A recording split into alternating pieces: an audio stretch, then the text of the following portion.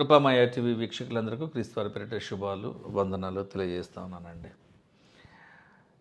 ఇశ్రాయేలీలందరూ కూడా యాజకుల దగ్గరికి వచ్చి మాకు ఒక రాజు కావాలి, ఫిజికల్లీ విజిబుల్, మా కంటికి కనిపించేటువంటి రాజు కావాలి అని అడిగారు. కానీ దేవుడు ఏమన్నాడంటే, అంతకుముందు మిమ్మలను కన్న తండ్రిలాగా చూసుకున్నటువంటి రాజుని నేనే దేవుణ్ణి, నేనే మీకు రాజుని, నేనే మీకు మార్గదర్శిని, నేనే మీకు వైద్యుడను, నేనే మీకు కనువిప్పు కలిగించేవాడిని, నేనే మిమ్మల్ని పరిశుద్ధపరిచేవాడిని, మీరు పాపము చేయకుండా జాగ్రత్త పడే విషయంలో సహాయకారిని కూడా నేనే అని ఇంతలా చెప్పినప్పుడు, కంటికి కనపడని రాజు మాకు వద్దండి, కంటికి కనపడే రాజు మాలాంటి మనిషి కావాలని చెప్పని కోరుకున్నారు.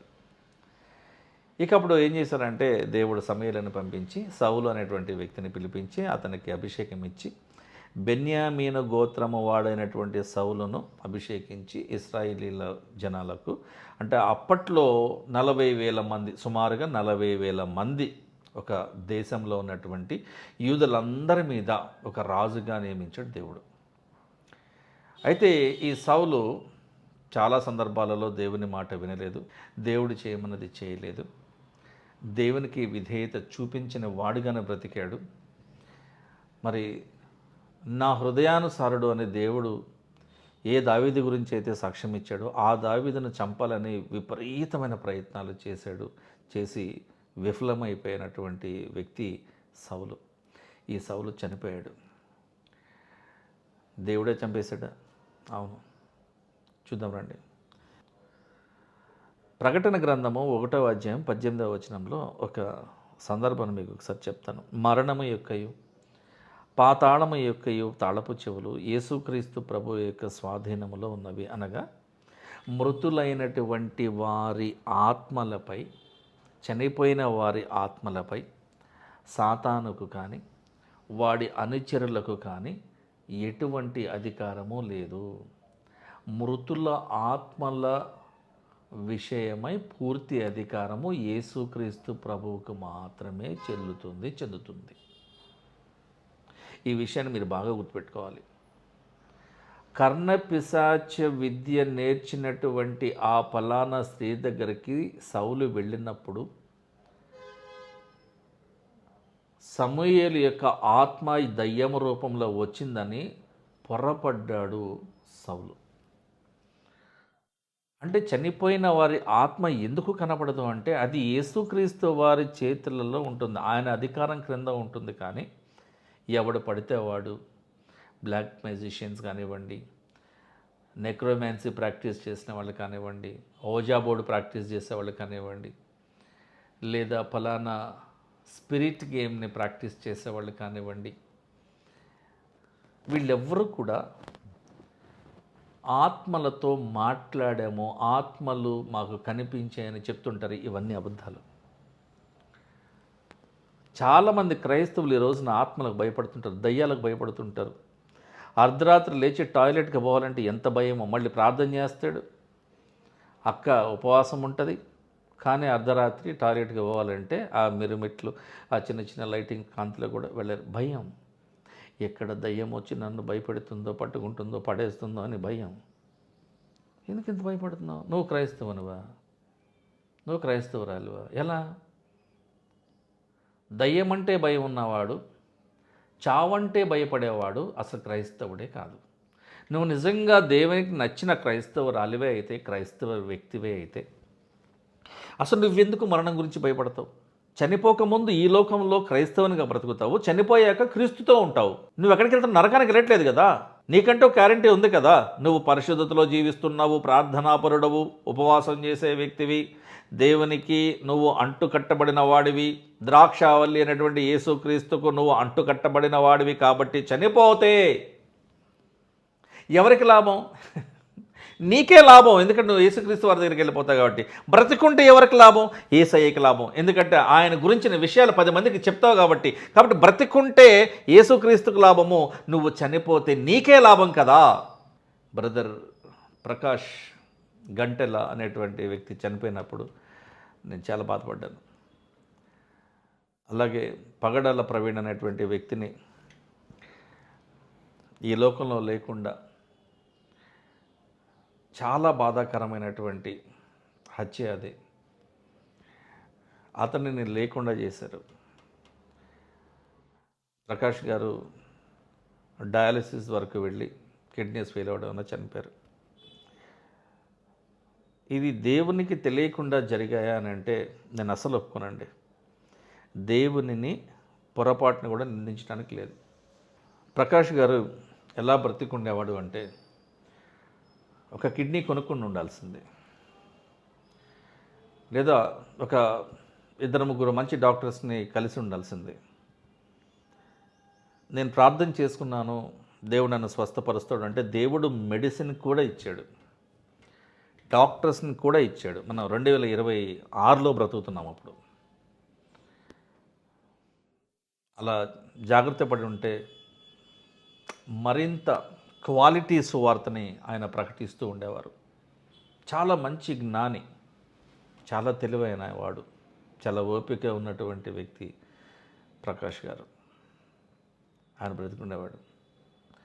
కొంతవరకు ఆయన చేసినటువంటి కొన్ని తప్పిదాలు అందుకు కారణం, ఆయన ప్రాణంతో లేకుండా చేసి నాకు తెలిసినంతవరకు. ఇకపోతే ప్రవీణ్ గారు, ఆయనకు తెలుసు ఆల్రెడీ ఒక థ్రెట్ ఉంది, లైఫ్ థ్రెట్ ఉందని ఆయనకు తెలుసు. తెలిసి కూడా ఒంటరిగా వెళ్ళడం ఏంటి? సరే, నీ వెనక నీకు బుల్లెట్ మీద వెళ్ళడం ఇష్టం, కరెక్టే. ఇంకొక ఇద్దరిని నీకు బాడీ గార్డ్స్గా పెట్టుకుని ఉండాల్సింది. నీ దగ్గర బోల్డ్ అంత డబ్బు ఉంది కదా, నీ దగ్గర చాలామంది విశ్వాసులు ఉన్నారు కదా, నేను ఫాలో అయ్యే వాళ్ళు ఉన్నారు కదా, 2-3 పక్కన పెట్టుకుంటే ఏమైంది? ఎవడు పిలిస్తే వాడిని నమ్మే వెళ్ళిపోవడమేనా? పలానా చోట నీకు చర్చకు రా అనగానే వెళ్ళిపోవడమేనా? ఇలాగ హీరోయిక్ నేచర్ని మనం వదిలిపెట్టాలి. ఒక్కొక్కసారి మనకి ప్రాణాంతకం అది. కాబట్టి దేవుడు ఎందుకు ఆపలేదు అనే విశ్వాసాన్ని క్వశ్చన్ చేయకూడదు. ఈ విశ్వాసం ఎందుకు తన విశ్వాసాన్ని తాకట్టు పెట్టే విధంగా ఎవడు పిలిస్తే వాడు ఎవరిని పడితే వాడిని నమ్మేసి వెళ్ళిపోయాడు? నీకు ఆల్రెడీ లైఫ్ థ్రెట్ ఉందని తెలుసు కదా, తెలిసి కూడా నువ్వు ఇలా ఎందుకు చేసావు? కాబట్టి నీ చావుకు నువ్వే ఉత్తరవాదివి కాదా? ఎన్నోసార్లు ప్రార్థనలో వీళ్ళిద్దరు గుర్తొస్తూ ఉంటారు నాకు. వాళ్ళని రీప్లేస్ చేయడం అనేటువంటిది తెలుగు రాష్ట్ర క్రైస్తవ సభలలో వీరిద్దరిని రీప్లేస్ చేయడం అనేటువంటిది చాలా ఇంపాసిబుల్ అండి. అంతటి జ్ఞానము కలిగిన వాళ్ళు, వాక్యపు లోతుల్లోకి వెళ్ళి తెలుసుకున్న వాళ్ళు, మంచి మెమరీ పవర్, లోకాన్ని చదివి ఏ సంఘ కాపరి ఎలా ఉన్నాడు, ఏ సంఘం ఎలా ఉందో, ఏ సంఘంలో ఎటువంటి తప్పులు జరుగుతున్నాయో, ఎక్కడ తప్పుడు ఆరాధన జరుగుతున్నదో వాటన్నిటిని వేలెత్తి చూపించి ఈ తప్పులు సరిచేసుకోవాలని హెచ్చరించి ధైర్యంగా దేవుని కొరకు నిలబడినటువంటి సహోదరులు. మిగతా వారందరూ కూడా బూటకల్లి, చాలామంది బూటకపు క్రైస్తవులు, నకిలీ క్రైస్తవులను బ్రతికేస్తున్నారు. కానీ వీరిద్దరూ చాలా, అంటే ఇప్పుడు మంచివారు లేరా, మంచి స్పీకర్స్ అంటే ఉన్నారు, చాలా తక్కువ, ఎక్కడో 1000లో ఒకరు. చనిపోయిన వారి ఆత్మలతో మాట్లాడడం అనేది హైలీ ఇంపాసిబుల్ టాస్క్ అని నమ్మకండి క్రైస్తవులారా. పేతురు గారు రాసినటువంటి 2వ పత్రిక 2వ అధ్యాయము 10వ వచనంలో, శిక్షలో ఉంచబడిన వారిని తీర్పు దినము వరకు కావలిలో ఉంచుటకు ప్రభువు సమర్థుడు. అక్కడ ఎంట్రీనే ఉంటుంది. నరకమైన, స్వర్గమైన, దేవుని లోకమైన, సాతాను లోకమైన, అంటే సాతాను కొరకు దేవుడు ఏర్పాటు చేసిన లోకం అది. సాతాను సొంత లోకం కాదు. సాతాను కొరకు, వాడి అనుచరుల కొరకు మాత్రమే దేవుడు ప్రత్యేకపరిచి ఏర్పాటు చేసినటువంటి ఆ అగాధము, ఆ నరకములో ఉన్నవారు కానీ, స్వర్గానికి వెళ్ళిన పరిశుద్ధ ఆత్మలు కానీ, పరిశుద్ధుల ఆత్మలు కానీ బయటకు మళ్ళీ తిరిగి రావడం అనేది కుదరదు. అది దేవుని అనుమతి చేత యేసు ప్రభువు వారికి ఒలీవ కొండ మీద అక్కడ ఏలియా కనిపించాడు, అక్కడ మోషే కనిపించాడు. అది దేవుడు ఈ రూపాంతరం చెందే విషయమై ఈ శిష్యులకు ఈ విషయం తెలియాలి. కాబట్టి అప్పుడు వెంటనే శిష్యులు, మనం పర్ణశాలలు కట్టిద్దాం ప్రభువా, మోషేకు ఒకటి, ఏలియాకు ఒకటి, నీకొకటి, ఒరే బాబు ఎంతసేపటికి ఆ గుళ్ళు కట్టిద్దాము, ఈ ప్రశస్తం కట్టిద్దాము, ఈ ఫలానా కట్టడాలు కట్టిద్దాము, పర్ణశాలలు కట్టిద్దాము, ఇక్కడ పూజనే, ఎంత వ్యక్తి పూజ ఈ రోజున.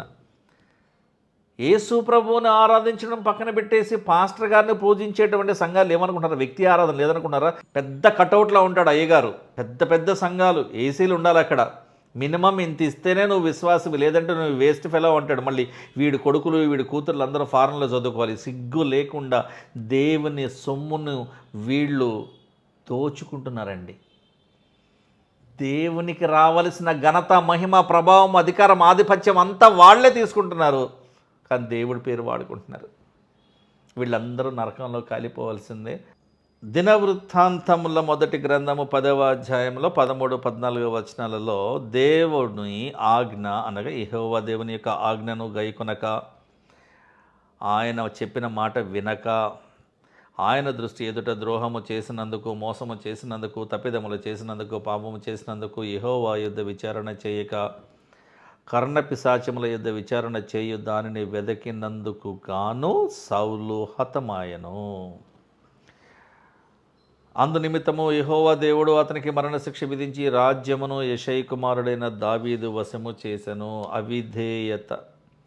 సౌలు దేవుని ఎదుట దేవుని పట్ల చూపించినటువంటి అవిధేయత, సౌలు యొక్క రాజ్యం పోయింది, అధికారం పోయింది, పరువు పోయింది, కుటుంబం నాశనం అయిపోయింది, ఆరోగ్యం నాశనం అయిపోయింది, అతని ప్రాణమే పోయింది. అన్నీ పోయినాయి. ఎందుకు? దేవునికి విధేయత చూపనందుకు. ఆ రాజ్యాధికారం తీసుకొచ్చి ఎవరికి ఇచ్చాడు దేవుడు? దేవునికి విధేయత చూపించి, దేవునికి లోబడి, దేవునికి భయపడేటువంటి గుణము, స్వభావం ఉన్నటువంటి దావీదుకు ఆ రాజ్యాధికారాన్ని ఇవ్వడం జరిగింది. చూసారా? దేవునికి విరోధముగా వెళ్ళి ములుకోలలకు వెదిరిల్లి నువ్వు సాధించేది ఏమీ లేదని వ్రాయబడినట్టుగా, దేవునికి విరోధముగా, దేవునికి అవిధేయత చూపించి, దేవుని దృష్టికి మనము సనిగేవారము, గొణిగేవారముగా ఉంటే మనకు ఆశీర్వాదము రాకపోగా, క్షమాపణ రాకపోగా, మనకు దరిద్రమైనటువంటి అసమాధానకరమైనటువంటి జీవితం మనకు వస్తుంది. ఇది ప్రాణం తీసేటువంటి పరిస్థితి కూడా మనకి తీసుకొని వస్తుంది. గమనించండి, మనం దేవునికి భయపడాలా, లోబడాలా. ఎప్పుడు కూడా ఆయనకి ఎదురు చెప్పకూడదు. మన జీవితంలో ఏం జరిగినా సరే ప్రార్థన చేయి. నీకు ఇబ్బంది వస్తే నువ్వు ప్రార్థన చేయి. సంతోషంగా ఉంటే ఆయనకు కీర్తన పాడు. కానీ ప్రతి విషయంలో దేవునికి కృతజ్ఞతాస్తుతులు చెల్లించు. చిన్న ప్రార్థన కొరకే తలలో వచ్చింది. పరలోకమందున్న మా తండ్రి, మా ప్రార్థన ఆలకించండి ప్రభువా. నీ వాక్యపు వెలుగులో నివసించాలని, ఎదిగి ఫలించాలని ఆశపడుతున్నాం నాయన. సౌలు చేసినటువంటి తప్పిదాలన్నీ కూడా అతని ప్రాణాన్ని తీసుకునేలాగా, అతని ప్రాణం పోయేంతలా అతన్ని ఇబ్బంది పెట్టినాయి ప్రభువా. పరిశుద్ధాత్మ నుండి విడిపోయి దురాత్మల చేత పట్టుబడి కర్ణపిశాచముల ద్వారా అతను ఏదో తెలుసుకోవాలనే ప్రయత్నం చేసి నీకు విరోధంగా పాపం చేసి తన ప్రాణాన్ని పోగొట్టుకున్నాడు ప్రభువా. ఈ విషయాలన్నీ, ఈ సంఘటనలన్నీ కూడా మాకు ఒక హెచ్చరిక వల్లే పనిచేస్తూ ఉన్నాయి ప్రభువా. ప్రతి విషయంలో దేవా మీరే మాకు తోడుగా ఉండి మమ్మల్ని పరిశుద్ధపరిచి, మమ్మల్ని ఆధ్యాత్మికంగా బలపరచమని యేసుక్రీస్తు వారి పరిశుద్ధ నామములో ప్రార్థించి వేడుకుంటున్నాం తండ్రి. ఆమేన్.